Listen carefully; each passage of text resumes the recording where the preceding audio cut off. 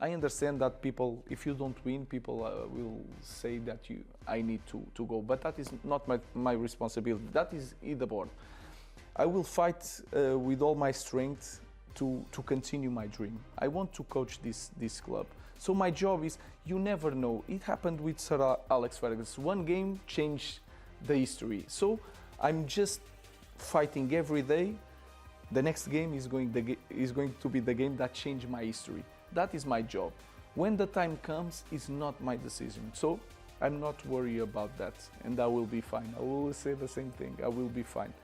But I will fight every day because this is my dream. This is the only club that I want to coach, and I will fight until the end. When end comes, I cannot do nothing. But I feel the confidence from the board. I feel the confidence from the supporters, even if they are frustrated. And they know that I will do everything to continue as Manchester United manager. And that is my job.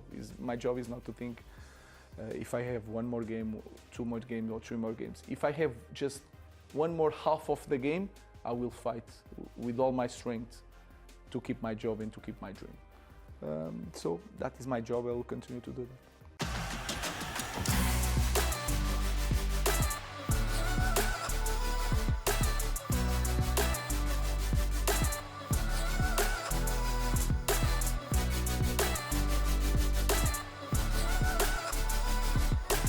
One game can change everything. That's the word of Ruben Amorim, the embattled Portuguese manager. And is this the game that finally does it, that turns this ship around? The results ended Manchester United 2, Chelsea 1 at Old Trafford. And Ruben Amorim and Manchester United fans finally have a glimmer of positivity in what has been a cesspool of continuous negativity over the past few weeks and months. My name is Tunde Young, and this is episode 6 of the T&T Talk Sports show. I'm a Chelsea fan, so obviously I'm not happy about any of this, but I still have to talk about it, and I will talk about it in depth, especially how I felt like Enzo Maresca did more damage than Robert Sanchez. But for now, congratulations to Manchester United, and congratulations to Ruben Amorim, who has earned, and when I say earned, he has earned the right to have a little bit of relief. I don't know anybody in football that was more shaking, that was going through more than Ruben Amorim, who came into the game, came into Manchester United job looking all suave and dapper and looking too cool for school. But over the last few weeks has been looking like a literal madman on the sidelines, and they almost ran him mad again in this game, even though they won. United never make it easy. And here is what he had to say about the results. It was really important. I think we deserve it, but we complicated our lives every time. I think we started the game really well in terms of the aggression and to push the opponent and to show that we were there, even to bring our fans with us. Of course, the send-off of the goalkeeper helped us a lot, but we were in control. We scored 2 goals, and with everything going well, we complicated with that send-off. The second half, I think we managed well. But in the end, like the last 15 minutes was tough for us. They scored a goal, and then we suffered together, and we managed to win. We never make it easy for ourselves, said Ruben Amorim, and how right was he? Because from a position of utter dominance, Chelsea a man down with a manager that completely panicked and goofed and made mistake after mistake with his substitutions, United were leading 2-0 and ended up ceding the advantage in terms of the momentum because of Casemiro's red card, and Chelsea pulled one back, and it ended actually with a nervy final 10 to 15 minutes. But at the end of the day, United were able to pick up their first win in the month of September. So once again, congratulations. But it's now time to hear the incoherent ramblings of a Chelsea fan. I've been looking for where to unleash my frustrations so far. But don't worry, if you have been following the show, I usually start with my highlight of the week, sporting wise. So I will get to that. This is not my highlight of the week. This is my low light of the week. It's Enzo Maresca with what is arguably the worst possible reaction to a red card ever. In my opinion, possibly the worst ever reaction to a red card in the history of football. Yes, I understand it is not ideal to have your goalkeeper sent off in the first 5 minutes of a big game away at Old Trafford, a stadium where Chelsea have still not won since 2013. I get that. I understand it. That kind of thing can ruin your plans. Ideally, people are still debating who was to blame, who was not to blame for that red card. A lot of people choose to blame Trevor Chalobah, I beg your pardon, for losing his area duel to Benjamin Šeško and making Sanchez have to try to deny Mbeumo a chance to score an easy goal. Or some people even blame Sanchez himself for, why don't you just let Mbeumo score and then we'll see what happens after that. And even Enzo Maresca himself said after the game that I would have much rather preferred to be a goal down in the first 5 minutes than a man down. Obviously, that makes every sense in the world. But when he took out the young Brazilian, the teenager Estevao, to replace with the backup goalkeeper Jorgensen, that made sense. That made all the sense in the world. You sacrifice the young player, you maintain the shape. You have 4 at the back. That's the defenders that started the game: Fofana, Chalobah, Reece James, and Kukureya. And then you have 2 in midfield: Enzo Fernandez and Moises Caicedo, with Palmer out on the right, but also with the ability to drift inward to the central positions, and Pedro Neto, the hard worker of the team, manning that left side, with João Pedro also doing his thing. That looked like the perfect setup to still go at this United team who have been down on confidence and, quite frankly, have not been very good. So tell me why this manager ruined that chance to still be competitive with 10 men by taking out Pedro Neto shortly after already replacing Estevao. So basically starting the game with 2 wingers, and within 5 minutes before you could say Jack Robinson, Chelsea were wingerless in that game. It did not make any sense to me. Pedro Neto for Tosin Adarabioyo of all people. And the justification Enzo Maresca gave, it was so annoying to me that I will not even play the clip for you. So don't worry about it. I'm just going to tell you what he said. Enzo Maresca said United attacked with 5 players, which is why it felt that Chelsea have to defend with 5 players. That you could have defended with 4 players if they were not a man down. But now that you're a man down, you have to defend with 5 players. Which would make sense until you consider the fact that United do not necessarily attack with 5 players. Yes, they play a 3-5-2 formation or whatever that their nonsense setup is. But that has not hurt anybody. I don't see the need why you have to jeopardize your entire attack, basically compromise your entire offensive ability and nerf your own team. Maresca basically set up his team from that point on to play a goalless draw, which obviously did not work. Because even when you brought on Tosin Adarabioyo, that's when Chelsea now started conceding. Chelsea conceded 2 quick-fire goals. Casemiro with a finish. Bruno Fernandes scored first, but Casemiro also with it. In fact, both finishes were actually quite similar. Both were headers at the back post. And United never really played like they had the upper hand or the advantage. To make matters even worse, the third substitution happened on the 20th minute mark. Cole Palmer taken out and replaced by Andre Santos, a completely different type of midfielder. And at that point, João Pedro was the only attacker Chelsea had on the pitch. So it was always going to be a long Saturday evening for Chelsea fans who tuned in, hoping to finally get their first win at Old Trafford since 2013. Did not happen whatsoever. And it again boils down to the manager having the worst possible reaction to a red card. The only thing he could have done that would have been worse than what he did in reaction to that red card was to literally set himself on fire on the touchline. That would have been the only way to out-panic what Maresca did on Saturday. So obviously I'm not happy about any of it. And as soon as United got reduced to 10 men, you could see that Chelsea were now at, even though they were balanced in terms of numbers of players on the pitch, there was a disadvantage in terms of Chelsea did not have at offensive personnel on the pitch. João Pedro ran himself into the ground but had zero help because Chelsea were essentially playing a 5-3-1 formation. 5 defenders, 3 central midfielders, and 1 forward. In what world? In what world do you nerf yourself like this? And just, I don't know whether to call it cowardice, or I don't know whether, because I don't want to be harsh. Enzo Maresca has done a decent job as Chelsea manager so far, and I'm not going to be reactionary and say and say this is why I've not been convinced entirely by him, but this is not why.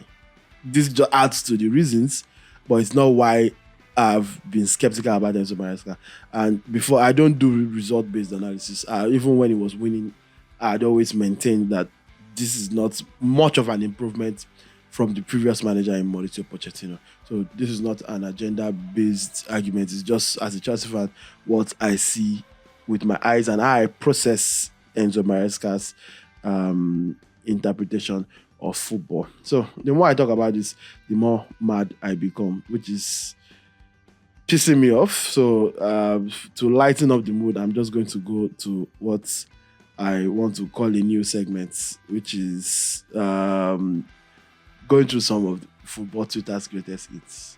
Of course, any weekend that there's great football, there will be great football banter. And I don't partake in the banter, I just enjoy it.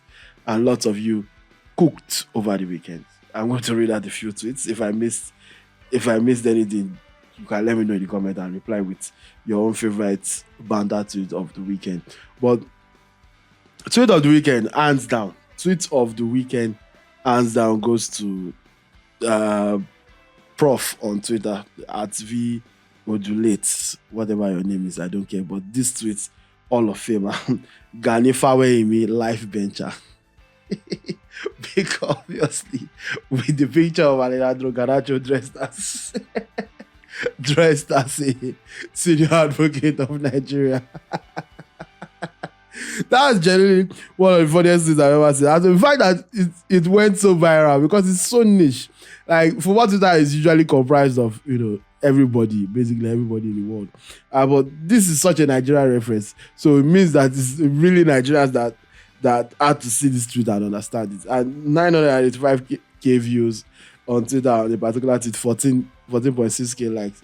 Very, very, very, very impressive stuff. Incredible reference made right there. And another account that has been getting lots of attention on Twitter nowadays is 8 Central. As a basketball fan, I've been familiar with 8 Central for a few months, but football fans are only just finding out about the ridiculousness that this account is capable of, because now that basketball is not in session or the NBA is not in season, 8 Central has decided to focus on football, and some of the tweets have been shocking football fans. There are lots of tweets, but the one that I like in particular was on Sunday. Nicholas Volter, for Newcastle versus Bournemouth. He had 0 goals, 0 assists, 0 shots, 0 key passes, 1 out of 6 aerial duels won, and then he puts in brackets 6-6, 19 times possessions lost, and the banter name was "Iwu must not be played," which is hilarious because a player on Voldemort, Iwu must not be named. So I like when the banter is not that obvious. It's niche. Speaking of niche, still the 8 Central. Cole Palmer versus Manchester United, even though he only played 21 minutes, 8 Central still find a way to 8. With 0 goals and assists, 0 key passes, 0 dribbles, 0 shots, 1 touch on the ball, and then Jermaine Cole, GOMP, get off my pitch, referencing Jermaine Cole, the American rapper, J. Cole, GOMD, get off my Diddy. I don't know if I'm allowed to say that word. But yeah, so I think that was pretty clever. Okay, let me see if I can get one more before I move on from this. Still on 8 Central's page. I've spent a lot of time there just laughing at players. Also from the Chelsea United game. Robert Sanchez versus Manchester United. 5 minutes played, 1 red card, 0 out of 2 accurate passes. And then the banter name was his full government name, Robert Sanchez. Well, you people are too funny on this Twitter. Even though football Twitter can be very toxic, but it is also very, very hilarious sometimes. And I enjoyed myself this weekend, even though the result did not go in favor of my team. But it's time to now focus on my sporting highlights of the weekend. And it also comes from football. This weekend, in fact, this entire week, not just the weekend, from the midweek, Thursday and then Sunday, Ansu Fati scored.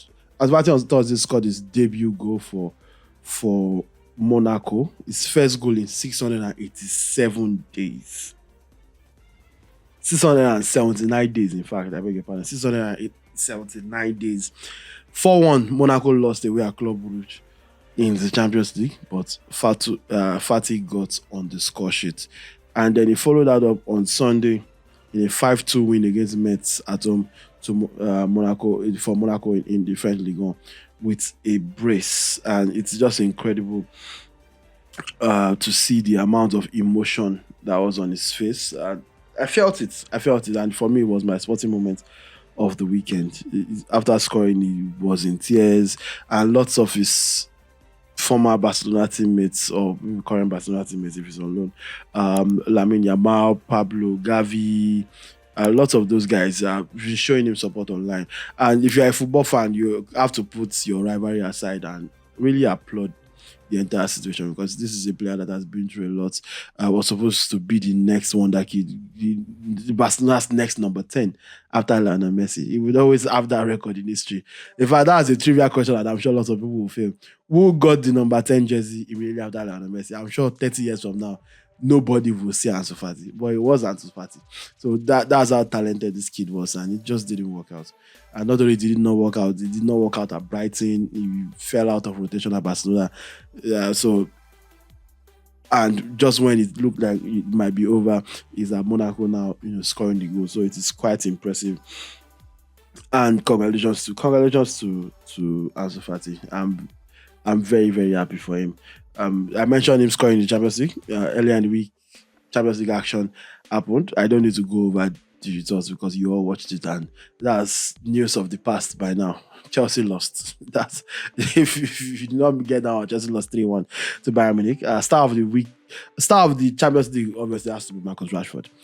Those incredible goals for Barcelona away at Newcastle United. Another player that I'm heavily rooting for, and even though his own story from United's fans' perspective is not quite as positive as Ansu Fati, the entire football world is not going to rally around him. But I choose to rally around Marcus Rashford, who is another player that has been supremely, talented in my opinion, and dealt a bad hand. And I hope he's able to find his way back to the highest level of football. Even beyond the Champions League, he came off the bench right on Sunday for Barcelona's next game against Getafe and assisted the third goal for Dani Olmo. So congratulations to Marcus Rashford. I hope he starts to enjoy himself playing the beautiful game once again. What else happened earlier in the week? Jose Mourinho never stayed unemployed for too long. He's my type of guy. Jose Mourinho is back at Benfica for the first time in 25 years. Benfica, one of the earliest clubs in his career. I think that was the second club he ever coached, and 25 years ago. So a storybook moment for Mourinho. Benfica had to fire Bruno Lage, their previous manager, after losing 3-2 at home to Karabakh in the Champions League. They were leading by 2-0, and then they gave up a 2-goal lead and lost at home to Karabakh, the Azerbaijani team, which, in my opinion, you have to say it's clearly a sackable offense. You can't even say that they were ash. It's clearly a sackable offense. And Benfica had not been impressive. They saw the opportunity to get Mourinho, and they took it. So congratulations to Jose Mourinho, who has come in sweet talking the Portuguese faithful, talking about Benfica is the club of his life. He had, he made a mistake going to Fenerbahce. By the way, fans were eager to point out that Mourinho was the coach of Fenerbahce, while Benfica beat Fenerbahce by a 1-0 in the last phase of the UEFA Champions League qualifying knockout stage. And now that he's been fired, he joins the team that beats Fenerbahce. The player that scored the winning goal for Benfica, Kerem Aktürkoğlu, the Turkish international, after that goal, if he scored that goal, did not celebrate against Fenerbahce because they were already in talks to sign him. And then immediately after that goal, to knock Fenerbahce from the Champions League into the Europa League, he then joins Fenerbahce. It's a very complex, some Black Mirror nonsense is going on here. I don't know how to explain it, but congratulations to Jose Mourinho, who is going to be coaching the Champions League this season, and he will get another of his storybook chapters, because Benfica's next Champions League game is away at Chelsea. So both teams lost in the opening week of Champions League. A must-win game, and for Jose Mourinho, this is exactly what he's brought in to do: make things difficult for the big teams and give Benfica a fighting chance. What has happened during the week? Onome Ebi announces a retirement from football. Mama, legend, it has to be said. First of all, if you don't know who Onome Ebi is, I will judge you. But let me also, while I judge you, give you context. One of the greatest Nigerian female footballers of all time. One of the greatest Nigerian footballers of all time. Period. At 42 years old, she calls time on a legendary career with a heartfelt statement on Instagram. Let me read it real quick. After 24 years, 109 caps and a record 6 World Cup appearances, Super Falcons legend Onome Ebi has scored time on her professional career. I'm trying to find her exact words. She just posted a list of her retirements, a list of her achievements with an official retirement announcement. 6-time FIFA Women's World Cup appearance maker, the only African player, male or female, to achieve this. 7-time African Women's Cup of Nations appearances, 4-time African Women's Cup of Nations winner, 1-time Olympic game appearance, 2-time All-African game appearance, 1-time gold medalist, Nigeria Women's Footballer of the Year, over 100 international caps, 109 to be exact. Former Super Falcons captain, professional career across Europe and Asia in Turkey, Sweden, Belarus, China, and Spain. From a girl with a dream to a legend with a legacy. Now retiring with gratitude and purpose and love for African football. So congratulations to the legend, Onome Ebi, and wish her nothing but the absolute best in her future endeavors. Hopefully a career in coaching similar with what Anche Gini and the rest are doing with the Super Falcons right now. We'll talk about the Ballon d'Or soon, but let's move on to the other big game on Sunday, which is the Arsenal vs Manchester City. Spoils were shared at the Etihad Stadium between two of English football powerhouses, and let's hear what Pep Guardiola had to say about that. Your team's performance? We cannot make analysis without what happened this week. Like we play at Tough Games United and Champions League, and on Thursday now today, and a team like is so powerful in all the aspects. It just heads off to the team how they're resilient. Of course, it's so difficult where you're not effective in high pressing and you're not effective in the build-up. Always is so tough and so difficult to do it. We make some transitions. I think the result is fair. It's a little bit we're close in the 5 or 10 results, but I think in general Arsenal was better. And yeah, the team was there, and yeah, we had better result than last season. I would say we had better result than last season against United, so we take for that. So is the most pleasing thing for you the togetherness your team's shown today? That's something it feels like you've been looking for and looking at in the early weeks of the season. Well, absolutely. Since I think since United, when the transfer window's finished, and everybody knows that we'll be here for a long time. Of course, it has been. The togetherness in the 3 games have been top.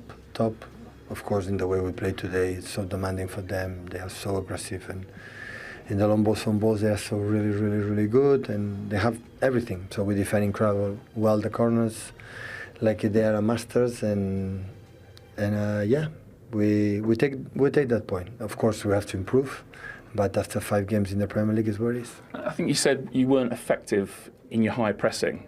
Why was that? They were better, and we were incredibly tired. So sometimes the people don't realize. So the game against Napoli, Champions League, was so emotional. And after that recovery day, and they ask you how to wait 4 or 5 hours, because maybe you don't know, you live in London, you have that privilege, but the people who live in the northeast, so we have 4 or 5 hours to arrive into London, and it's more fatigue and everything. So, and guys, it's a team like they fought last 2 Premier Leagues to win it, and the right semi-final Champions League, and not just Man City invest money, they did it as well, and it's so tough. So I could not expect differently, but we were there. We talk about you have to be so strong in terms of mentality. We have done it. In general, Arsenal was better, in the words of Pep Guardiola, after picking up a point, or maybe dropping 2 points away at the Emirates Stadium. City did lead for quite a while until Gabriel Martinelli equalized for the Arsenal 93 minutes after coming on as a substitute. Erling Haaland opened the scoring just 9 minutes into the game, combining with Tijani Reinders, much to the delight of my FPL because I had both players in my fantasy Premier League. But listen to some of the stats. In my life, I can't think of too many games where a Pep Guardiola team, let alone Pep Guardiola's Manchester City, finish a game with 33% ball possession, 5 total shots, 3 shots on target. In comparison, Arsenal had 67% possession, 12 total shots, but also 3 on target. Both teams had 2 big chances created equally. So it does tell a tale of dominance from Arsenal's perspective, dominance of the ball, at least, having the initiative to try and look for the win. While Pep Guardiola and Manchester City did something that, in my opinion, I never thought was possible. Pep Guardiola packed the bus. No, you are not hearing me wrong. If you didn't watch the game, you are not hearing me wrong. Pep Guardiola packed the bus. And you could tell he was not used to doing it because City were not even defending well. The goal that Martinelli scored, City had every player in their own half, but also we are keeping the eye line at the same time. So it's clearly not a seasoned bus packer. But it is still worth noting that Pep Guardiola packed the bus, which takes me back to the end of the 2023-24 season when City won the league and Rodri, Ballon d'Or winner, had this to say. How do you do it? What does the manager do? What do you guys as players, what sort of demands do you put on each other? I think, to be honest, it's in here. It's the mentality. Great players are all over the leagues, all over the clubs. Arsenal also, they deserve us. They went there, they did an unbelievable season, but I think the difference was in here. When they come here, when they face us here in the Etihad, I saw them, these guys, they don't want to beat us, they just want to draw, and that mentality, I think we wouldn't do it the same way, and we catch it, and at the end, if you give us 1 point, we will win the last 7-8 games, even though how tough it is. So I think it's terms of mentality. Mr. Rodri, how was your mentality this Sunday? Since you had all this to say about Arsenal's mentality visiting the Etihad, how was Manchester City's mentality visiting the Emirates Stadium? Why did you say this about a professional football team, with, in my opinion, which shows a distinct lack of respect and devoid of class, in my opinion?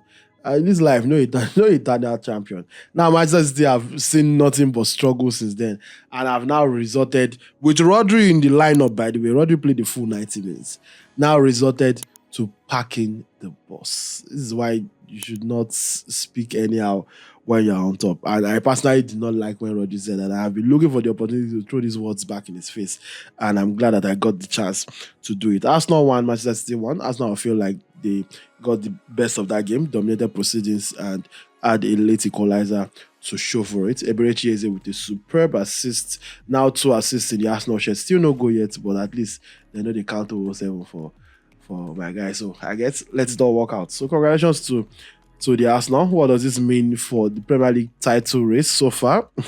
If you think it's too early for the title race, you are not ready. Because Liverpool have already built a 5-point lead. Liverpool are still yet to drop a point this season.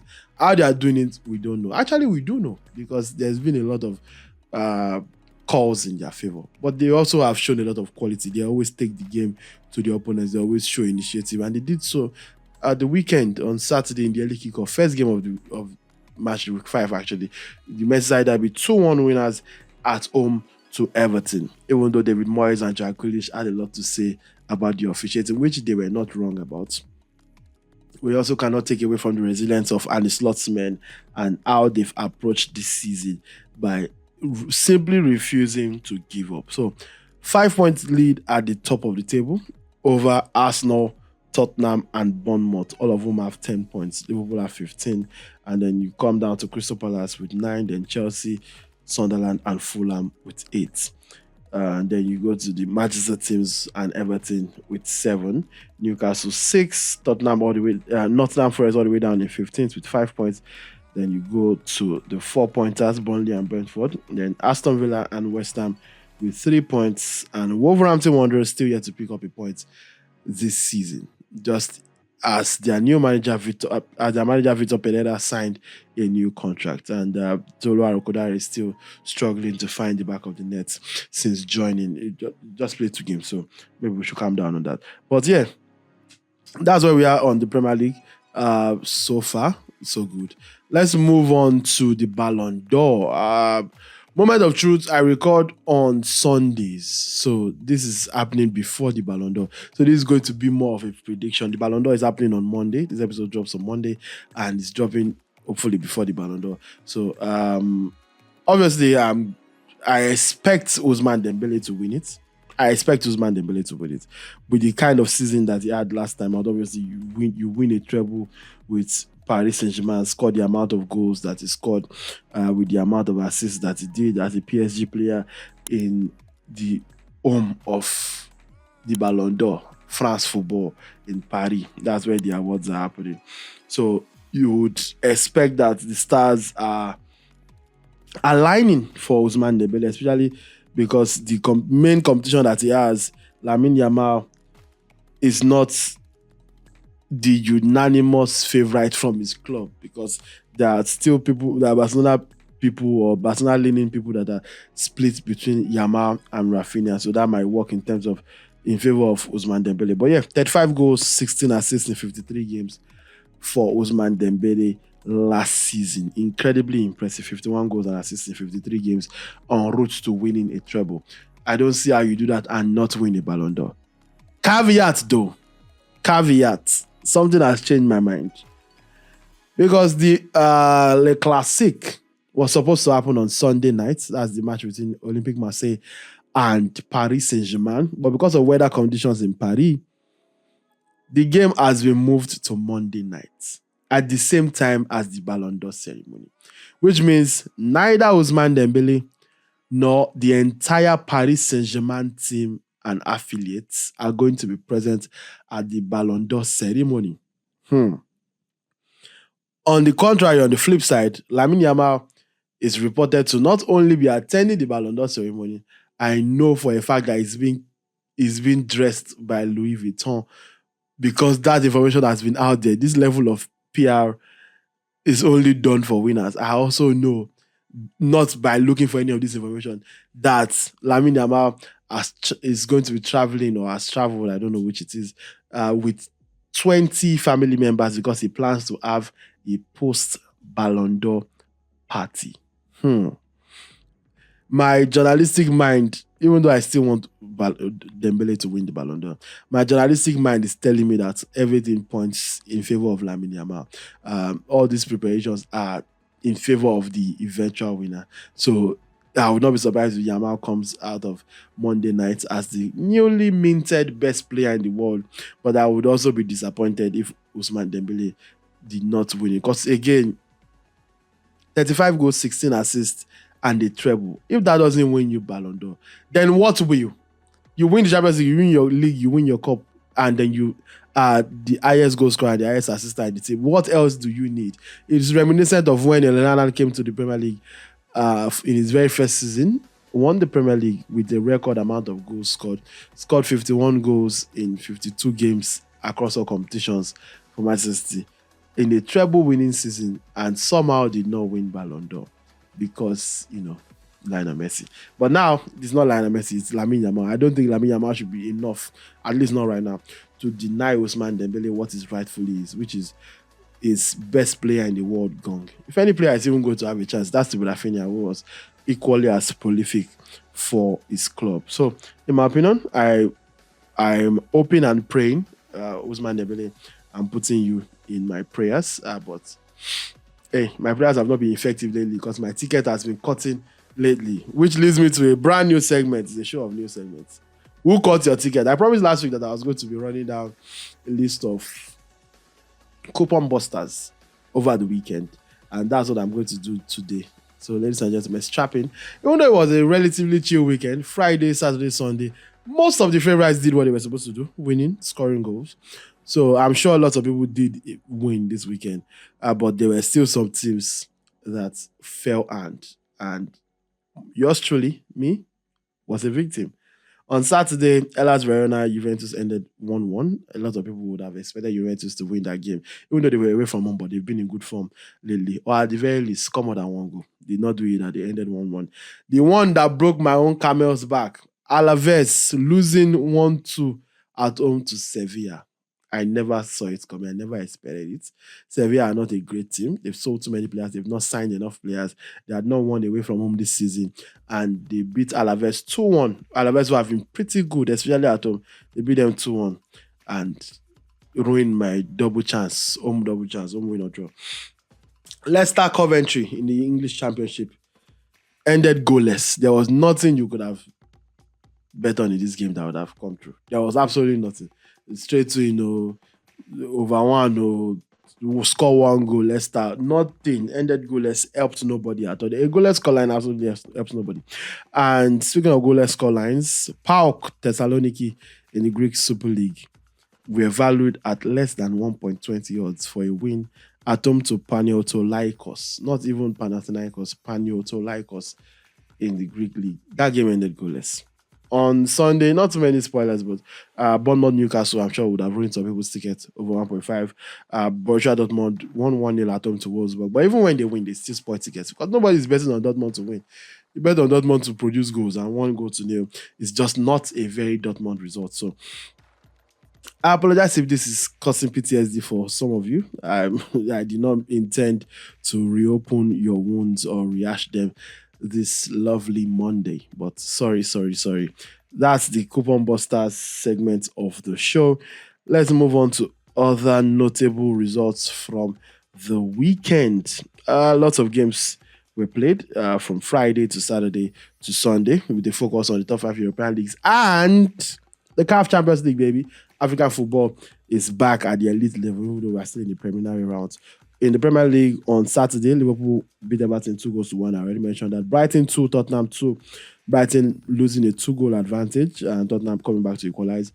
Burnley 1, Nottingham Forest 1. It ended. West Ham 1, losing to Crystal Palace at home. West Ham 1, Crystal Palace 2. Which means by the time this episode drops, it's possible that Graham Potter is out of a job. Wolverhampton Wanderers 1, Leeds United 3. Leeds United's first win back since they returned to the Premier League. So congratulations to them coming back from behind to beat Wolverhampton Wanderers, who I mentioned earlier. After Oluwayo who was yet to score. United beat Chelsea 2-1. I'm not talking about that again. And Fulham beat Brentford by 3-1. Alex Iwobi shown like a million stars with the goal and assist. I'll talk about him in the Nigerian players focus segment later. In the French League on Saturday, Nantes 2, Rennes 2, Brest 4, Nice 1, the fixture that everybody likes. Nice Brest. And it ended 4-1 in favor of Brest. RC Lens 3, Lille 0. It ended. In the Serie A, Bologna 2, Genoa 1, Verona 1, Juventus 1. Mentioned that already. AC Milan 1, 3-0 away at Udinese. Massimiliano Allegri is having a great start to the season so far. Real Madrid 2, Espanyol 0. It ended in La Liga. Kylian Mbappe continues his great run of form to start the season. Levante smashed Girona 4-0. It's almost difficult to believe that Girona played Champions League football last season with the way they've been horrendous to watch this season. Alaves lost at home to Sevilla, like I mentioned earlier. I'm still sad about that. Villarreal 2, Osasuna 1. Valencia 2, Athletic Club Bilbao 0. I'm sure Cerebrone is very happy about this. 2 late goals from Santa Maria and Ugoduro to secure the win for them. On Sunday, in the Premier League, we saw Bournemouth and Newcastle end goalless. Sunderland 1, Aston Villa 1. Even though they were a man down, they still ended up picking up a draw. Arsenal 1, Manchester City 1. In the Bundesliga, it's Union Berlin who went away at Eintracht Frankfurt to win by 4-3. Leverkusen versus Mönchengladbach ended 1-1. Dortmund beat Wolfsburg, as I mentioned already. In the Italian Serie A, the Rome derby, which has fallen off, by the way, that's to be said. A Rome derby happening by 11:30 a.m. on a Sunday morning. is not ideal. And that's because nobody cares about this fixture anymore. Anyway, Lorenzo Pellegrini scored the only goal of the game for Roma to win away at Lazio. Cremonese Parma ended goalless. Atalanta returned to winning ways. 3-0 it ended. And Ademola Lookman returned to action. So congratulations to him. Como winning 2-1 away at Fiorentina. And Cesc Fabregas doing an amazing job in that one. Inter versus Sassuolo ended 2-1 in favor of Internazionale. So that's the updates from Serie A for the weekend. In La Liga, Rayo Celta Vigo on Sunday ended 1-1. Mallorca held Atletico Madrid to a 1-1 draw, and Simeone only has one win to start the season across all competitions. It's not looking good. People are calling for his head, and they might be right. Elche won new winners at home to Real Oviedo in the battle of the newly promoted teams. Barcelona 3, Getafe 0. I mentioned earlier Marcus Rashford grabbing an assist. Ferran Torres also doing his thing from the start in that game. I'll be remiss to not mention what happened in the NPFL. And on Sunday, we saw Nasarawa United go away at Bayelsa United with a 2-1 win. El Kaname 1, Warri Wolves 0. Enyimba 3, Bendel Insurance 2. Enyimba, that game was a complete seesaw. You had to have watched it to enjoy it. Bendel Insurance took the lead in the 3rd minute. Enyimba equalized in the 14th minute. Insurance took the lead again in the 60th minute. And then Enyimba scored the 66 and 69 to make it 3-2. Never give up. In that one, Niger Tornadoes 4, Ikorodu City 2. So Oga Boys collect on the road. Shooting Stars beat Kun Khalifat by 2-1. I talked about the CAF Champions League, especially involving the Nigerian teams. And Remo Stars smashed Ziomaju of Comoros by 4-0 in the first leg to set an, in my opinion, an unassailable lead going into the second leg in that one. Congratulations to Coach Daniel Ogumodede, who is looking like he might be able to steer his team at least to make the group stage first. It would be nice to finally have a Nigerian team in the group stages of the CAF Champions League. I know it's ridiculous to even say out loud, but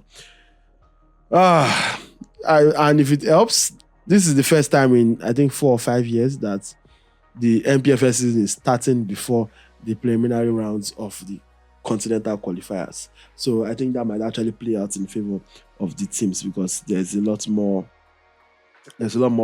wiggle room to plan and settle into the season, and the players are not looking rusty or out of place.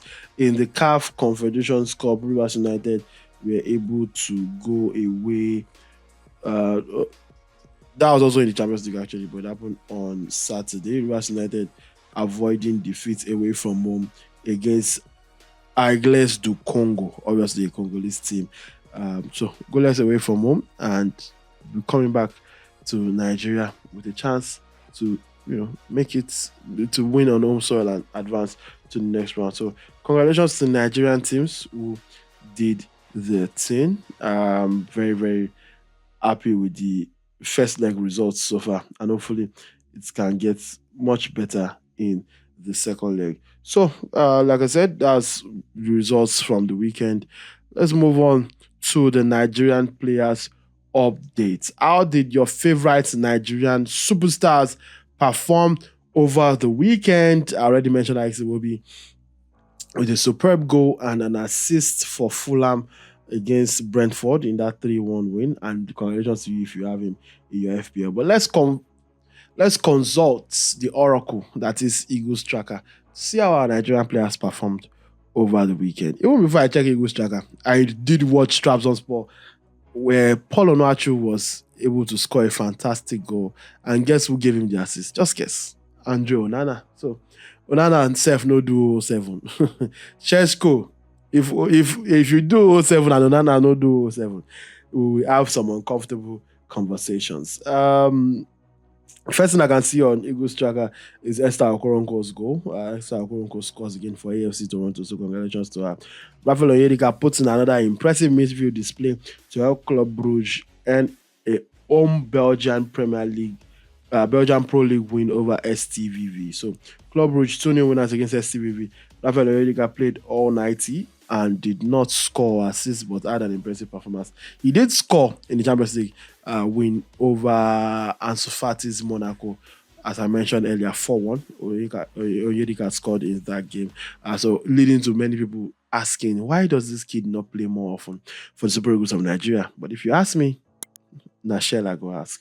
Christy Uchebe made her first appearance of the season for Benfica Femenino as they stormed to a big away league victory over Victoria SC. So congratulations to Christy Uchebe. Played the full 90 for Benfica.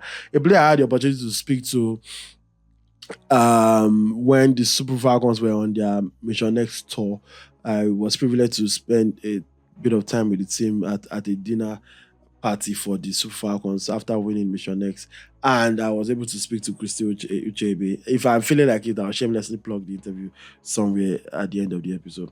Ibrahim Olayo, when he scored his first goal of the season for Kaykor Rizespor as they were held in the Turkish Super League by Kocaelispor. So Ibrahim Olayo, when he played 89 minutes and scored the only goal for Kaykor Rizespor in that 1-1 game. Kelechi Iheanacho provided a brilliant assist to help Celtic on their way to a Scottish League Cup victory in the quarterfinal over Partick Thistle. So Kelechi Iheanacho scored on debut with a penalty. Now he picked up an assist in a 4-0 win after playing 59 minutes. Ademola Lookman, I mentioned earlier, made his return to competitive action for Atalanta.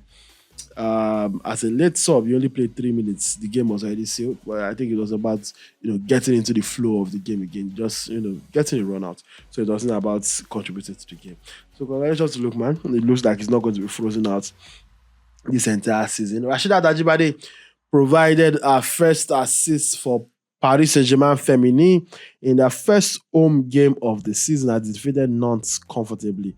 5-2, they won at home to Nantes. Rasheedat Ajibade played 64 minutes, did not score but had an assist. Jennifer Echegini also played but did not score or assist.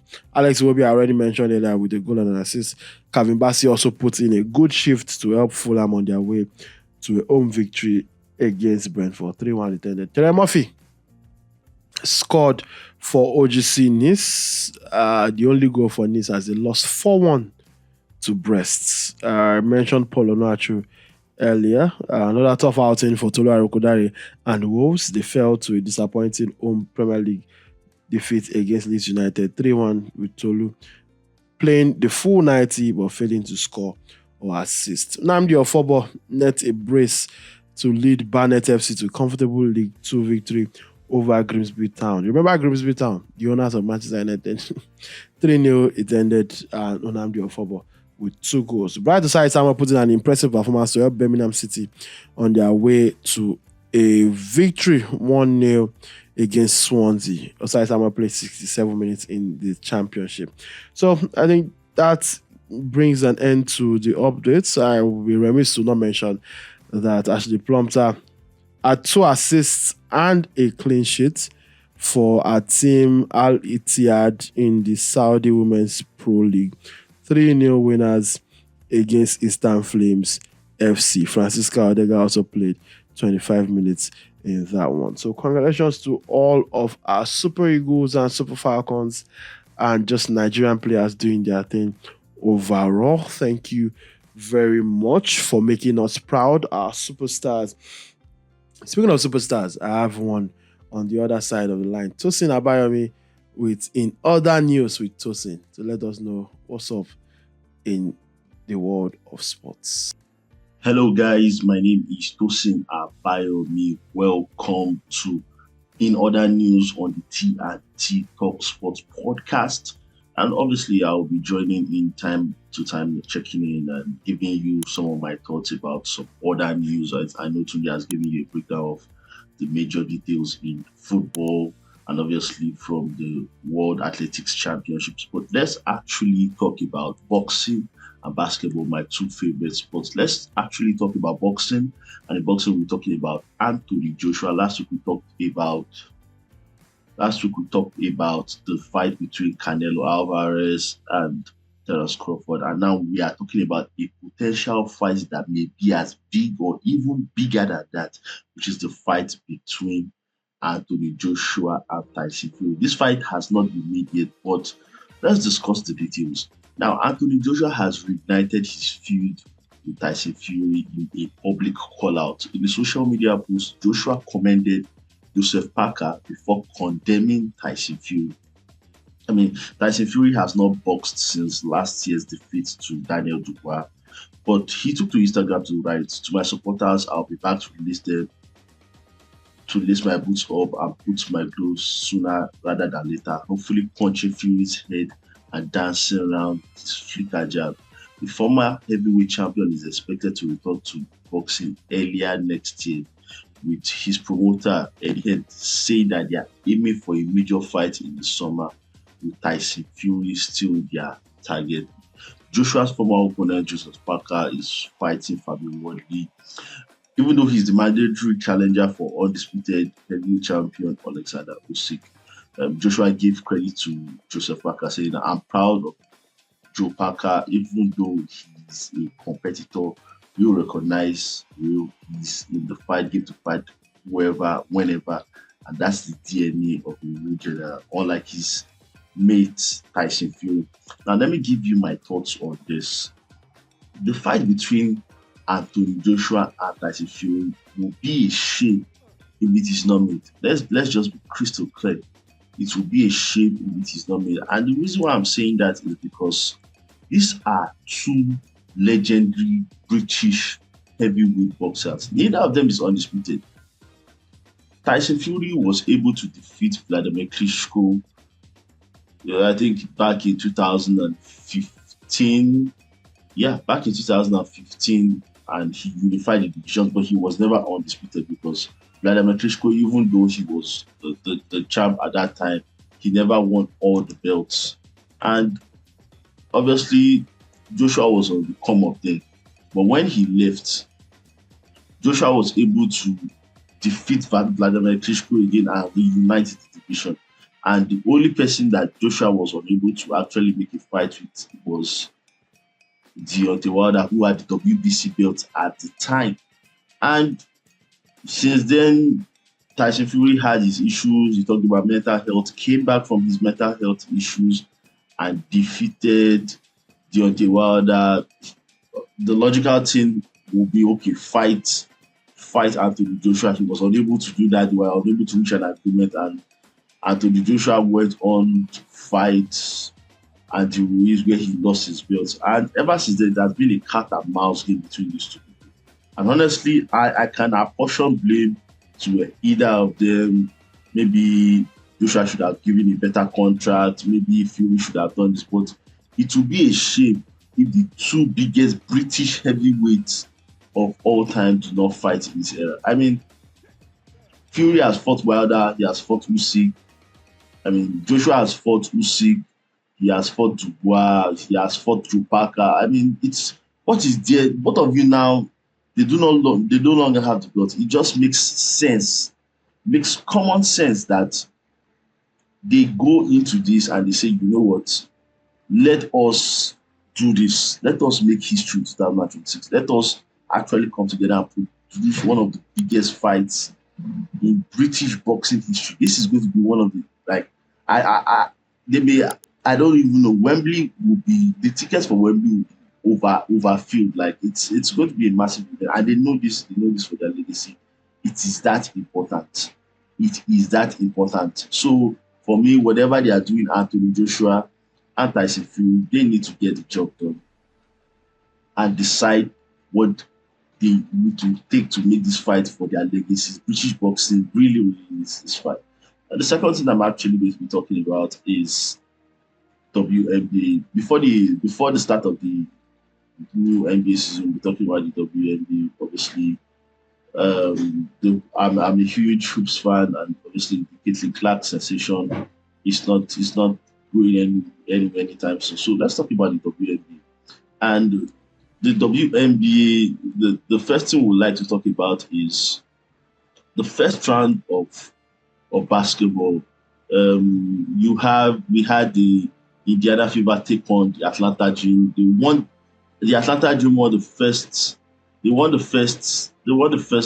game 80-68, but Indiana bounced back to win 77-60 in the second game, and in the last game they won 87-85 to progress to the semi-finals. The Minnesota Lynx, they won the first game. They took on the Golden State Valkyries. They won the first game 101-72. And in the second game, they came back from behind to defeat the Valkyries 75-74 to progress 2-0 and move to the second round. So the Fever and Lynx set up a semi-final clash. In the other side of the bracket, the New York Liberty defeated the Phoenix Mercury 76-69 in the first game, but the Mercury bounced back to defeat the Liberty 86-60 in the second game, and they defeated them. And Mercury actually produced an upset 79-73 to knock out the Liberty in Game 3, progress to the semi-finals. And in the other game, you had the Aces defeat the Storm 102-77 in the first game. Storm bounced back to defeat the Aces 86-83, and the Aces recorded a 74-73 victory over the Storm to progress to the semi-finals. So in the semi-finals, we have the Aces and the Fever and the Lynx and the Mercury. So let me just do a first breakdown of the first round, and I'll say that like a lot of people, I'm a Caitlin Clark fan, so I support the Indiana Fever. A lot of people did not expect the Indiana Fever to defeat the higher seeded Atlanta Dream, but they did it because Mitchell was fantastic. I believe Stephanie White, their head coach, did that amazing job. And for the New York Liberty getting a shock against the Phoenix Mercury, I think the 4th and the 5th seed, these are very, very close in the standings. So it could have gone either with the Lynx at the top of the first round. They did an incredible job. 2 very, very good victories. The first one blew out, but the second one was close, but they showed their experience.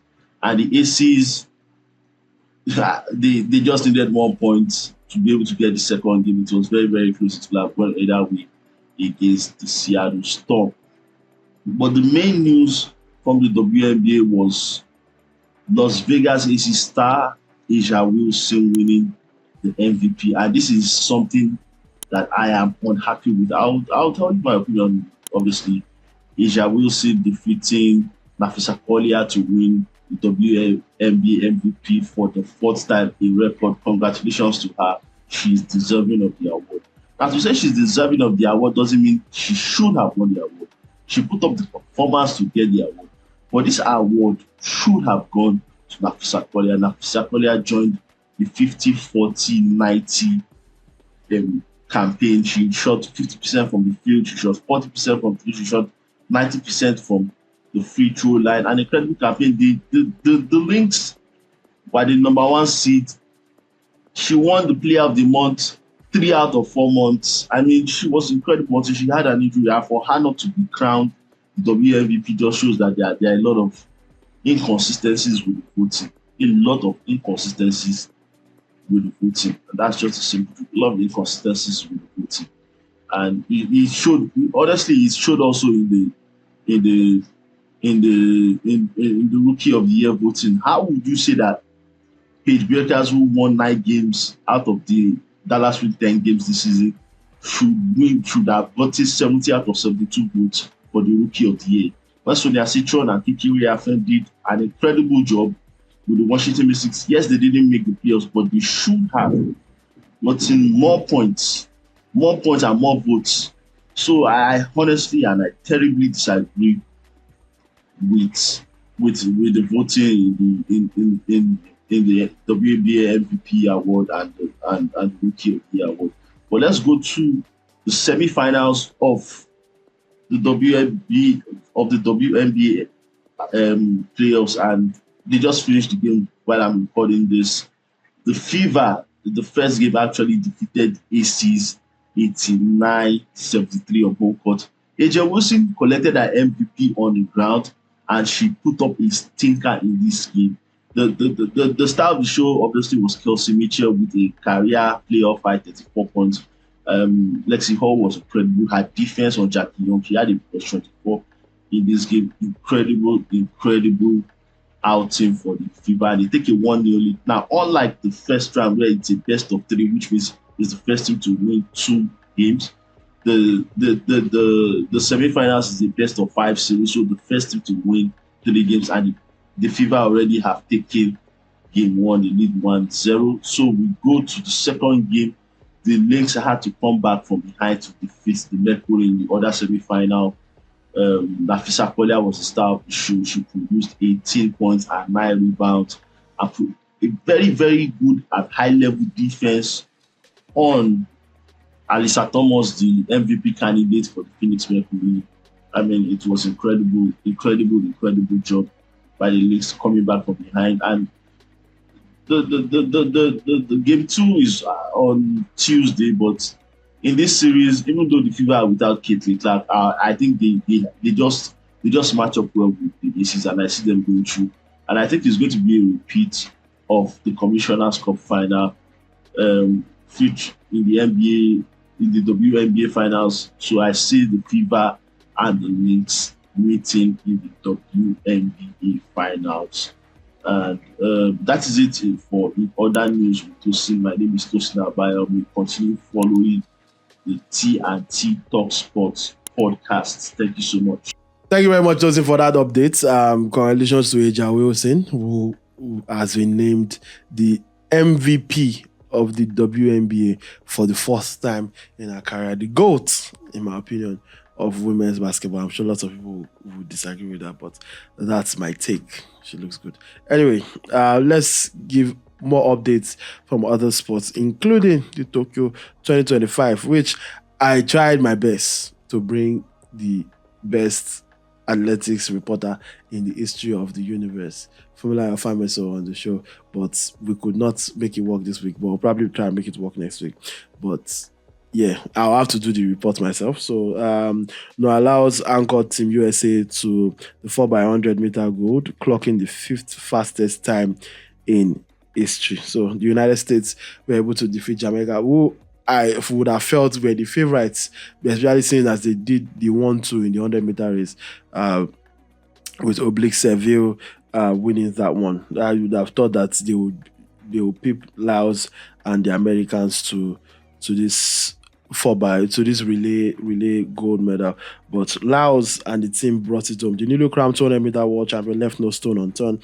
His anchor leg duties, producing an electrifying performance that lit up the stadium as he crossed the finish line in a world-leading 37.29 seconds for the win. He finished off a brilliant relay run from his teammates led by Christian Coleman before handing it off to Kenny Bednarek, who was monstrous in the second leg, and then Courtney Lindsay maintained the lead perfectly before handing the baton to Laos. With their winning time, it propelled them to 5th on the all-time world list and became the second fastest in US history, just 0.19 seconds off the American 4x100 relay record set at the Doha 2019 World Championships by half of the 2025 crew: Coleman, Justin Gatlin, Mike Rogers, and Noah Lyles. So congratulations to the United States. Sha'Carri Richardson also anchored Team USA to the 4x100 meter gold. Jamaica wins silver to honor Fraser Price's retirement. So as the men did it, so the women, for the 3rd consecutive time at the World Championship, Team USA are the 4x100 meter relay world champions after blazing to a victory with a powerful ankle leg by Sha'Carri Richardson to finish ahead of Jamaica in Tokyo. The American Brilliance Quartet, featuring the newly crowned world double world champion Melissa Jefferson Wooden, an exceptional second leg run by T.T. Terry, a storming third leg run by Kayla White, and Richardson brought it home on a rainy, wet track in Tokyo, clocking 41.75 seconds.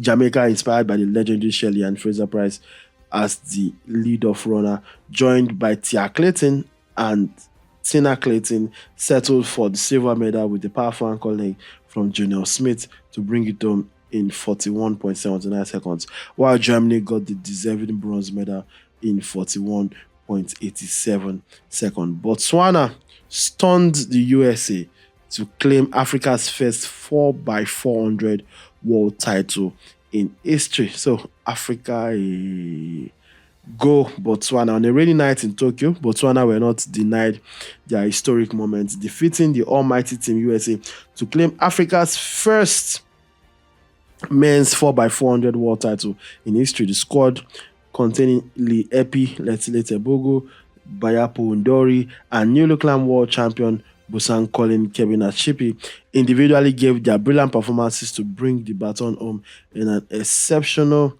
2 minutes 57 seconds and 76. 2:57.76.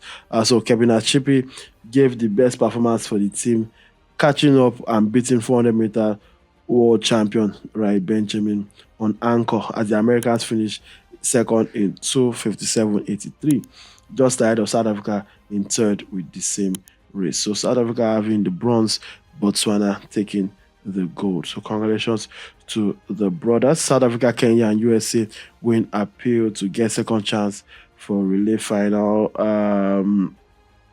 Togo 2025, Ghana shines in Nigeria's absence as they storm to new national record to qualify for 4x100-meter final.